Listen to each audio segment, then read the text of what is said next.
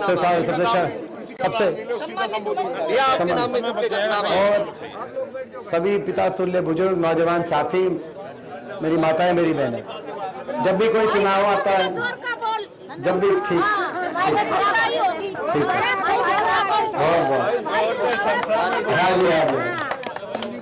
जब भी कभी चुनाव आता है तो दो बातें देख के आप प्रत्याशी का चयन कर सकते हैं, उसका काम और उसका आचरण।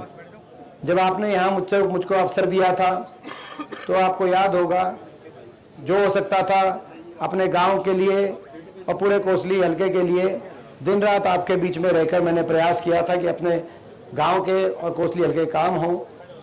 और मेरा व्यवहार भी आपके सामने है, आचरण भी आपके सामने है।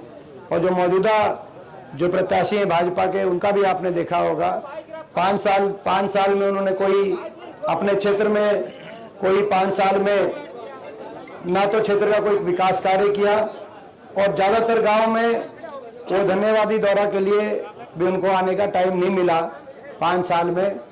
तो मैं आप सबसे यही आग्रह करता हूं, काम और आचरण की कसौटी पे अगर आप मुझे खरा पाओ तो आप मुझे आशीर्वाद देना, मैं आपसे हाथ जोड़ के रिक्वेस्ट करता हूं। और मैं विश्वास दिलाता हूं, इतना कहर पुगा देंगे आपको हिंदुस्तान की सबसे बड़ी पंचायत पार्लियामेंट पहुंचा देंगे।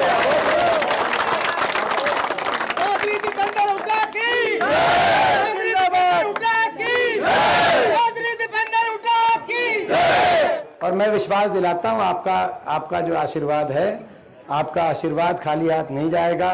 मैं आपके मान सम्मान को हमेशा बढ़ाने का कार्य करूंगा और अपने क्षेत्र के रुके हुए विकास को, जो 10 साल की खट्टर सरकार में विकास रुक गया अपने क्षेत्र में, उस विकास को मैं आगे बढ़ाने का मैं कार्य करूंगा।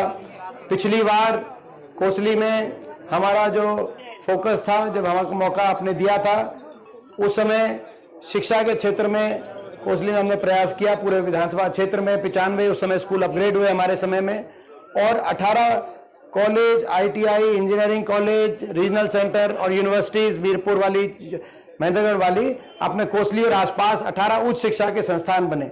दुर्भाग्य से पिछले 10 साल में कोई एक कॉलेज, ITI, कोई यूनिवर्सिटी तो दूर की बात है, एक नया स्कूल भी इस खट्टर सरकार में यहाँ नहीं बना। और ना ही खट्टर साहब को 10 साल में आने का अवसर मिला, टाइम नहीं मिल पाया इन 10 साल में। एक बार कोसली आए थे, दोबारा आए नहीं कोसली। तो मैं ये समझता हूं कि भाई इस बार, पिछली बार शिक्षा का हमारा मेन उद्देश्य था, इस बार मेन उद्देश्य रहेगा कि जिस तरीके से औद्योगिक क्षेत्र मानेसर में IMT, जिसमें बड़ी बड़ी कंपनियों का, फैक्ट्रियों का, इंडस्ट्री का निवेश है, उसी तर्ज पर आपके आशीर्वाद से मौका मिला तो एक IMT कोसली क्षेत्र के अंदर स्थापित करके यहाँ के, ताकि हमारे नौजवानों को रोजगार का अवसर मिल सके।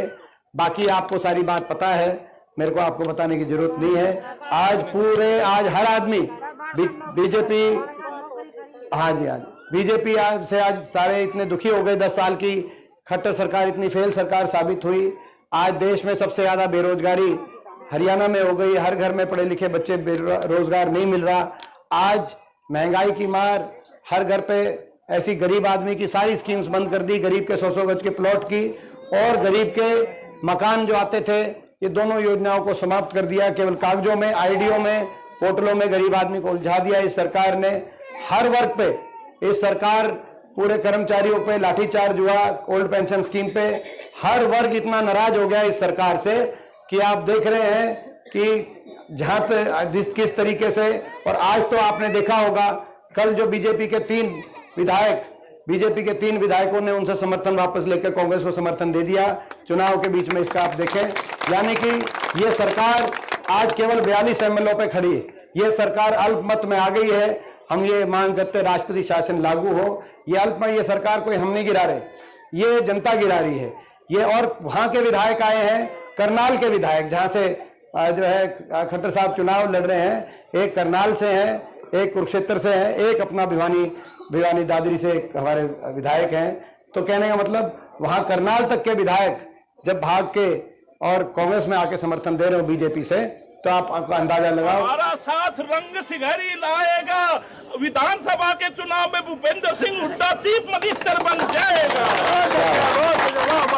अंकल, आपका नाम क्या है? सत्यनारायण है शांति में रिश्तेदार। अच्छा, सत्यनारायण जी, सत्यनारायण जी की, सत्यनारायण जी को नमन करते हैं भाई बहुत बहुत। तो आप, तो मैं इन्हीं शब्दों के साथ, हमारी सरकार बनते ही हम कुछ फैसले करेंगे। पहली कलम से 6,000 बुढ़ापा पेंशन हम करने का काम करेंगे, और उसके साथ साथ इसके अलावा 6,000 बुढ़ापा पेंशन के अलावा हर घर में एक महिला, क्योंकि सबसे ज्यादा महंगाई की मार जो हमारी माता बहन घर चलाती है उसी को समझ में आता है। तो हमारी एक जो माता बहन है घर में, उनकी 8,500 की अलग से पेंशन करने का काम करेंगे। हर माता बहन को हर महीने की 8,500 रुपए एक महिला का, घर में एक महिला वो जो घर में कामकाज संभालती हो। इसके साथ साथ हमारे जैसे दिल्ली सरकार में, पंजाब सरकार, हिमाचल सरकार की तर्ज पर 300 यूनिट बिजली माफ करने का हम काम करेंगे, ताकि एक राहत मिले।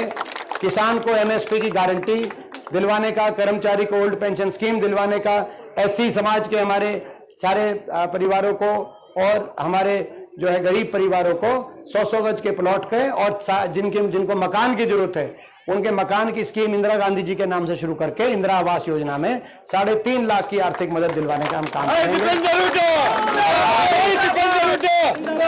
और जो पद समाप्त कर दिए बीजेपी ने, पिछले 5 साल से कोई हरियाणा में पक्की भर्ती ज्यादा हुई नहीं, सीटी के चक्कर में युवाओं को उलझा दिया। 5 साल बहुत लंबा समय होता है, कोई भर्ती हुई नहीं, और उनसे पिछले 5 साल में भी एक बड़ी भर्ती ग्रुप डी की ही हुई थी। तो अब ये जो 2 लाख पद खत्म हो गए हरियाणा में, इनकी पक्की भर्ती जो है निकाल के पारदर्शी और समयबद्ध पक्की भर्ती के लाकर युवाओं को रोजगार के माध्यम से आगे बढ़ने का मौका देंगे।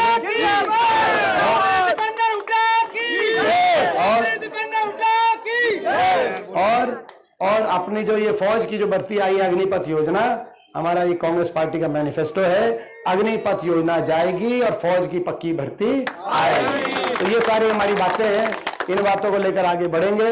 आपका मैं आशीर्वाद मांगते हुए मैं आप सबसे पूछता हूं, भैया आपका साथ है तो एक बार हाथ खड़ा करके आप अपना आशीर्वाद दें। आपका